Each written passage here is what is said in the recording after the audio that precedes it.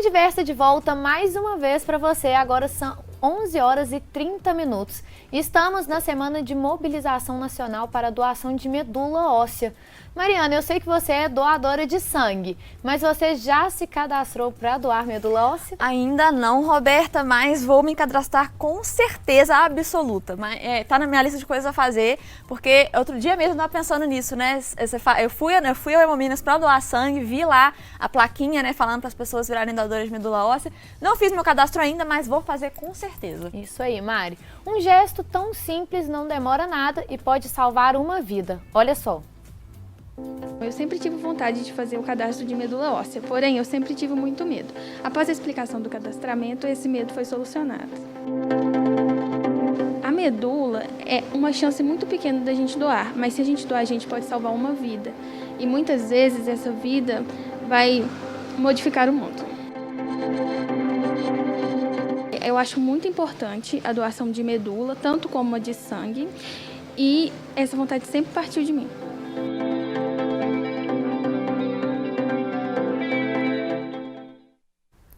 Um belo exemplo, né? E para conversar mais sobre esse assunto, tá aqui com a gente no estúdio, né? Para falar sobre a campanha nacional de doação de medula óssea, que inclusive termina hoje, tá aqui com a gente a Rosane Martins, que é do setor de captação da Fundação Hemominas. Então, bom dia, Rosane, seja muito bem-vinda ao Manhã Diversa para conversar sobre esse assunto tão importante com a gente. Bom dia, meninas, bom dia, obrigada pelo espaço e pelo tema tão importante que vocês estão abordando. É isso aí. Para a gente começar nossa conversa, né? Essas datas comemorativas, claro, são fundamentais para trazer à tona a mobilização da doação da medula óssea. Qual a importância da doação? A importância da doação é que são muitos os pacientes que precisam. E quando você tem esses tipos de ações e datas comemorativas, e no caso foi uma semana comemorativa, se toca mais no assunto, e ao se tocar mais no assunto, você tem a oportunidade de despertar mais consciências, de fazer com que mais pessoas vejam o tema, perguntem sobre o tema, procurem se informar, visitem o site do Redome, enfim. Toda data comemorativa, ela acaba sendo importante por isso, porque ela serve como despertar mais nas pessoas a importância da ação. E Rosane, no Hemominas, observa-se aí um aumento de doações durante aí essa semana? Sim, aumenta um pouco porque o assunto é em pauta, né? Muitos lugares falando, e a gente semana passada inclusive fez uma ação em parceria com a Prefeitura de Juiz de Fora, em 2 lugares, uma parte para os funcionários e a outra para o público em geral. Então acabou que abriu mais espaço ainda, então as pessoas procuram mais. Então, essa semana a gente fez bastante cadastro. Que bom. E olha, falando de doação de medula óssea, né, muita gente ainda faz confusão ou tem receio, né, de se cadastrar, tem medo talvez de doar, né? Explica então para as pessoas um pouco como é feita a doação, né, da medula óssea. É seguro? É seguro, e eu agradeço a pergunta porque é uma confusão que as pessoas fazem e que elas têm o direito de fazer e que faz todo sentido. Elas sentem um pouco de receio por confundir medula óssea com medula espinhal.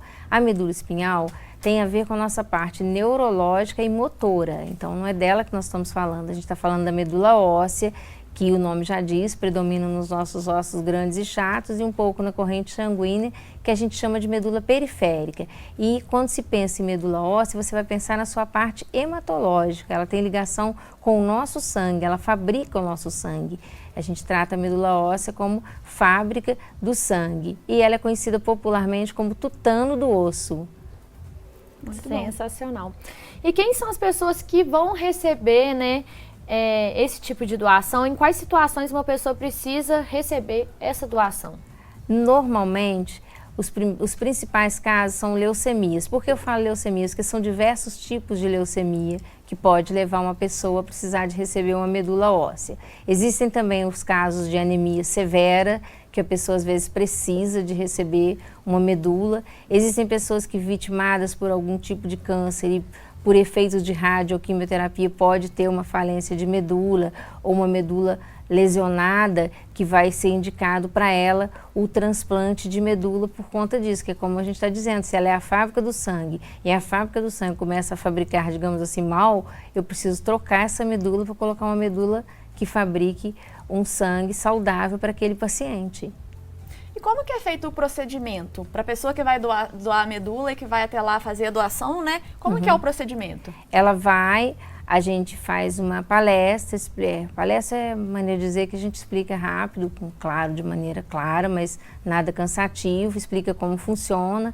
Aí ela, se ela se interessar, ela se candidata a doador, faz o cadastro com a gente, colhe uma amostrinha de 5 ml, porque aí entra os dados e a tipagem genética dela no cadastro do REDOME, que é a Rede de Doadores de Medula Óssea do INCA, que é o Instituto Nacional do Câncer, e ela vai passar a ser comparada à fila de pacientes, até que um dia ela possa ser doadora, se compatível. Aí sim é que ela vai ser doadora. Antes disso, ela é uma candidata, é uma coisa que eu gosto muito de deixar claro, que às vezes a pessoa pensa que ela foi, fez o cadastro, escolheu aquela amostrinha e ela se tornou doador. Não, ela se tornou um candidato e ela deixou uma amostra para fazer o HLA, que na verdade é um DNA dela, né?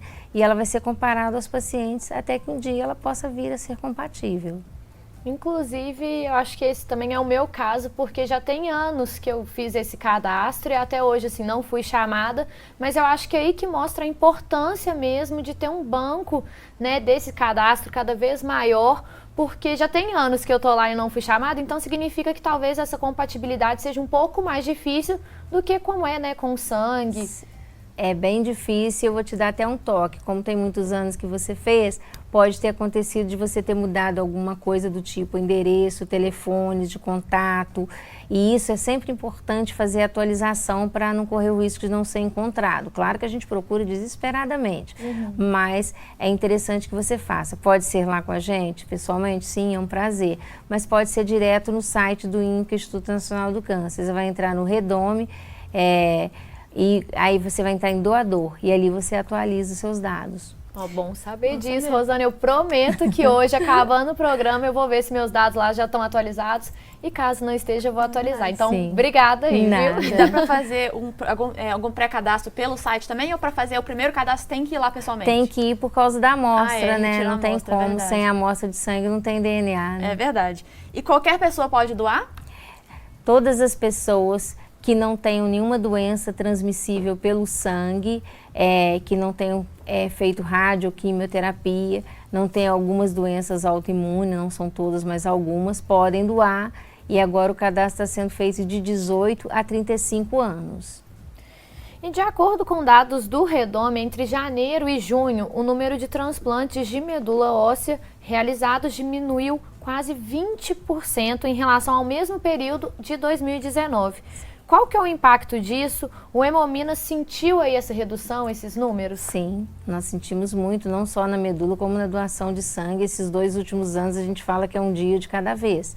E realmente o impacto foi grande, a gente não chegou às metas que são estabelecidas, mas plenamente compreensível, porque o momento não é um momento completamente atípico. Então a gente sentiu sim, mas a gente até assim percebeu que poderia ter sido mais. A solidariedade ainda, felizmente, prevalece às questões óbvias que uma pandemia acaba por levar as pessoas. Bom ver esse lado positivo, né? Sim. Realmente, a situação poderia ter sido pior, Poderia. mas ainda assim as pessoas, mesmo com essa Sim. dificuldade, buscaram, né? Foram buscar. Então, muito bom. Bom saber isso. Assim, é ruim que a gente ficou sabendo que houve essa queda, mas bom que não foi tão ruim Então, quanto a gente esperava. pensava de nem aparecer. Então, quer dizer, a gente ainda pode dizer que teve sim.